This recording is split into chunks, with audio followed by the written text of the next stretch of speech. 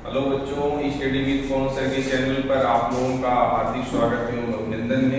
बच्चों, इस समय मैं क्लास 12 के फिजिक्स में चैप्टर 2 रिफ्लेक्शन ऑफ लाइट प्रकाश का अपवर्तन पढ़ा रहे हैं। इसके पहले मैं प्रकाश के अपवर्तन का डिफिनीशन आपको बता चुका हूँ। जब कोई प्रकाश की किरण एक पारदर्शी माध्यम से दूसरे पारदर्शी माध्यम में प्रवेश करती है तो अपने मार्ग से विचलित हो जाती है।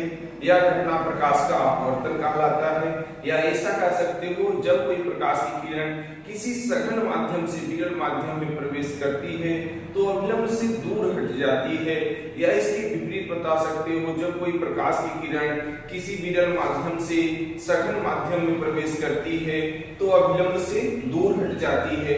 आज इसी में पढ़ेंगे किसी कांच के गुटके द्वारा प्रकाश का अपवर्तन अथवा पार्श्विक विस्थापन।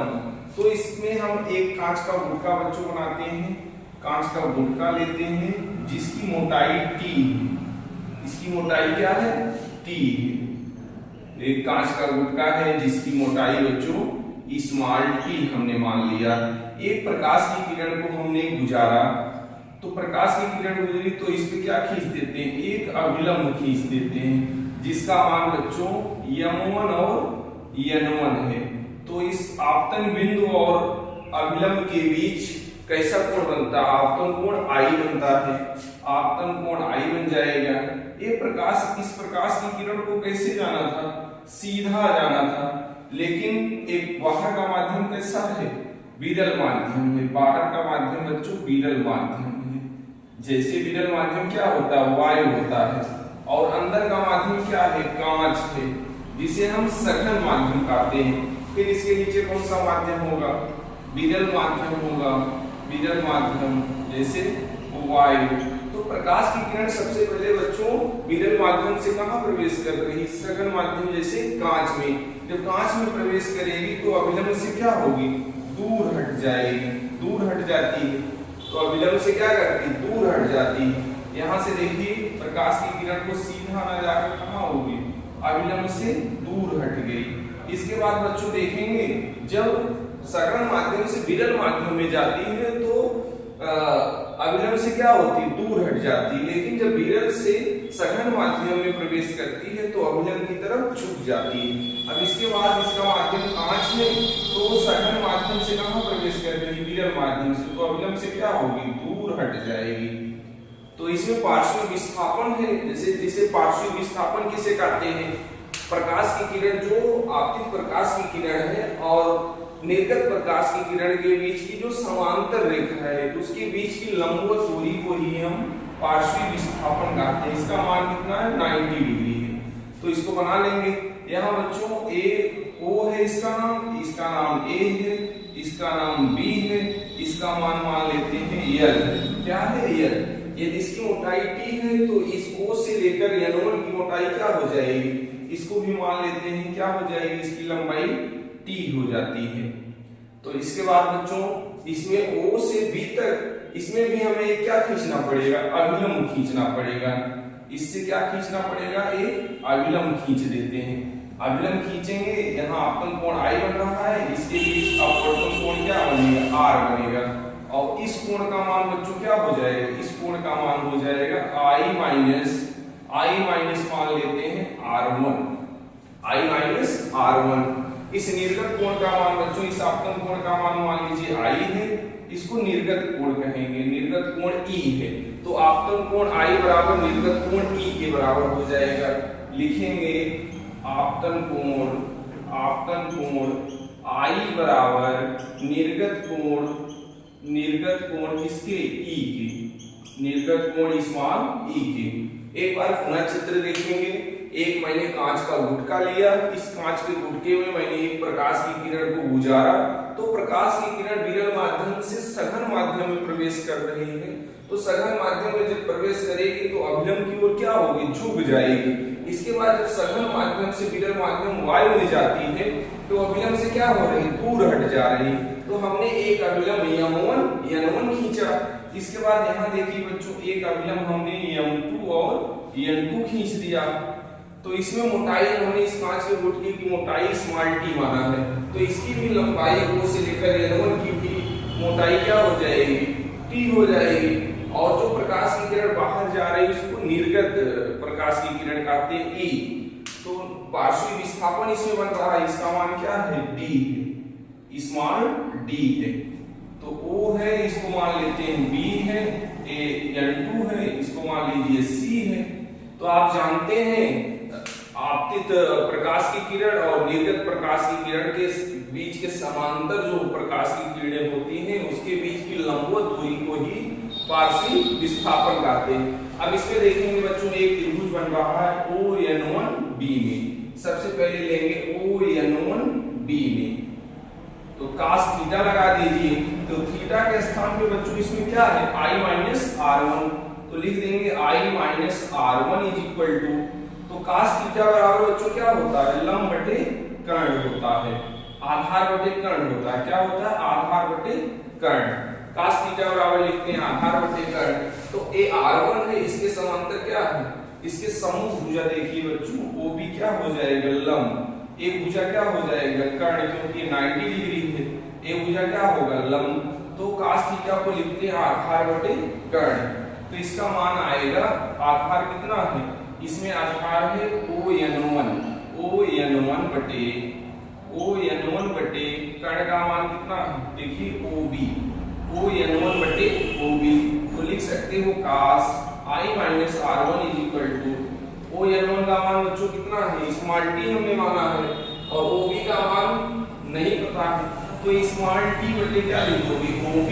यहाँ से OB को यहाँ लाइए, तिरछा गुणा कर लीजिए, OB बराबर स्मॉल टी बटे क्या हो जाएगा, cos I माइनस R1। इसको बच्चों इक्वेशन 1 बना लीजिए। अब देखेंगे दूसरा त्रिभुज लेंगे। एक त्रिभुज देखिए बच्चों OLB बन रहा है, संपूर्ण त्रिभुज OLB में इसमें बच्चों हम लोग लगाएंगे साइन थीटा।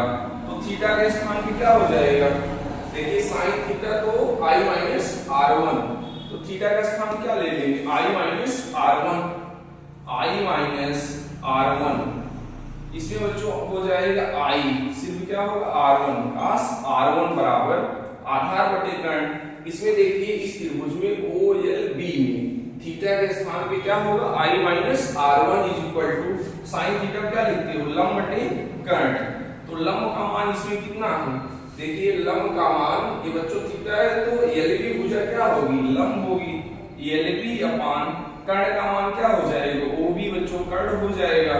तो LB का मान कितना है, स्मॉल d है, और OB का मान बच्चों कितना है, नहीं पता है, लिख दीजिए OB।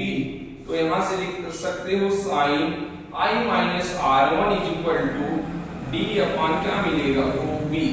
तो OB को इधर लाओ, तो OB बराबर लिख सकते हो small d upon sign I minus R1। Equation क्या बना लीजिए, इसको इक्वेशन 2 बना लीजिए। अब देखिए इक्वेशन फर्स्ट और सेकंड की क्या कर लेंगे, कंपेयर कर लेंगे। लिखेंगे इक्वेशन फर्स्ट और इक्वेशन सेकंड से। देखिए equation first and equation second से क्या मिलेगा, यहाँ देखिए OB इसमें भी है, OB बराबर कितना है, T बटे cos I माइनस R1। तो लिख दीजिए T upon cos I, cos कितना, cos लिख देंगे R1, cos R1। तो लिख दीजिए cos R1 बराबर, तो यहाँ OB बराबर क्या है, D बटे साइन I माइनस R1। तो D बटे साइन I माइनस R1। अब यहाँ से बच्चों में ऐसे हमें बच्चों D का मान निकालना है, तो तिरछा गुणा कर दीजिए। तो D बराबर क्या लिख सकते हो, D बराबर लिख सकते हो small t into sine I minus R1 बटे क्या कर दोगे, बटे cos R1 हो जाएगा। अब मान लेते हैं, मानते हैं आपतन कोण क्या है, इसका बहुत छोटा है। आपतन कोण लिखेंगे बहुत छोटा है, आपतन कोण बहुत छोटा है, आपतन कोण बहुत छोटा है, बहुत छोटा है। जब आपतन कोण बच्चों बहुत छोटा है तो sine I minus R1 is equal to मान लीजिए I माइनस R1, और इसके स्थान पे cos R1 is equal to क्या मान लीजिए 1। अब इस समीकरण 3 में मान रख दीजिए, तो तो स्मॉल डी बराबर मिलेगा T into sine I minus R one का स्थान क्या लिख दोगे, आई माइनस आर वन बटे कास आर वन का मान कितना माना हूं 1, तो मिल जाएगा D is equal to T bracket में I minus R one, I minus R one. अब इसमें बच्चों हम लोग लगा देंगे स्नेल लॉ। मैं पढ़ाया हूं स्नेल लॉ क्योंकि प्रकाश की अपवर्तन के भी दो नियम होते हैं। पहला नियम होता है आपतित किरण तथा अपवर्तित किरण तथा आपतन बिंदु पर बना विलंब तीनों एक ही तल में होते हैं। दूसरा नियम होता है आपतन कोण की ज्या तथा अपवर्तन कोण की ज्या का अनुपात एक नियतांक होता है। इसका मतलब n बराबर बच्चों होता है साइन आई बटे साइन आर। तो इसमें बच्चों साइन आई क्या है, आपतन कोण की ज्या है, और साइन आर क्या है, अपवर्तन कोण की ज्या। इसका मतलब n बराबर साइन आई बटे साइन आर। तो इसमें हम r1 मान लेते हैं साइन r1। तो इसके स्थान पे बच्चों रख दीजिए n बराबर यहाँ साइन आई बराबर क्या मान लीजिए i और साइन r1 बराबर r1। तो यहाँ से हम इसको रेसिप्रोकल कर देते हैं तो लिख सकते हैं r1 बटे i बराबर क्या मिल जाएगा 1 बटे n। इसमें मान पुट कर देते हैं इक्वेशन नंबर 4 में। i माइनस r1 के स्थान क्या रख दूंगा 1 बटे n, तो मिल जाएगा स्मॉल d बराबर t ब्रैकेट में t इसमें बच्चों कॉमन ले लीजिए। क्या करिए i कॉमन ले लीजिए क्योंकि i कॉमन हो जाएगा तो i इंटू क्या मिलेगा t ब्रैकेट में 1 माइनस r1 बटे i। तो हमने बच्चों यहाँ से i कॉमन किया तो मिला i इंटू टी ब्रैकेट में 1 माइनस r1 बटे i। अब हमने इस नए लॉ लगाया n बराबर साइन i बटे साइन r1। तो साइन i बराबर हमने मान लिया i और साइन r1 बराबर हमने मान लिया r1। तो n बराबर मिला i बटे r1। इसका मैंने रेसिप्रोकल कर दिया तो r1 बटे i बराबर 1 बटे n। मान हम समीकरण 4 में क्या कर देंगे, पुट कर देंगे।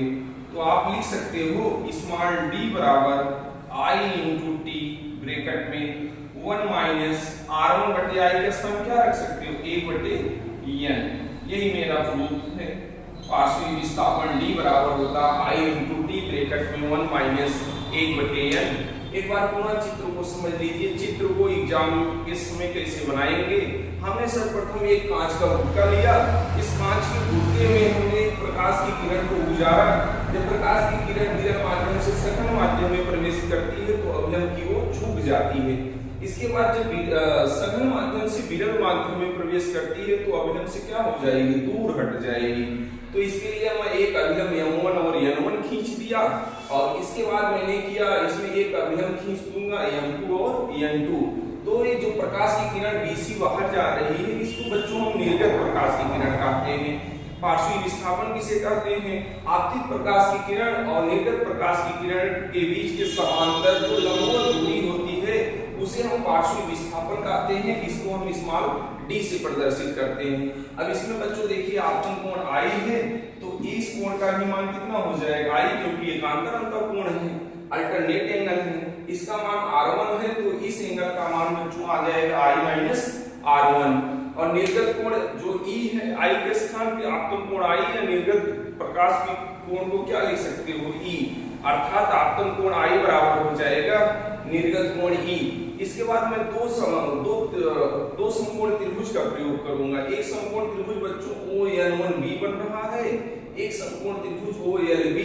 लेकिन दोनों त्रिभुज के माध्यम से हम पार्श्विक विस्थापन स्मॉल d का मान निकालेंगे i इंटू टी ब्रैकेट में 1 माइनस 1 बटे n।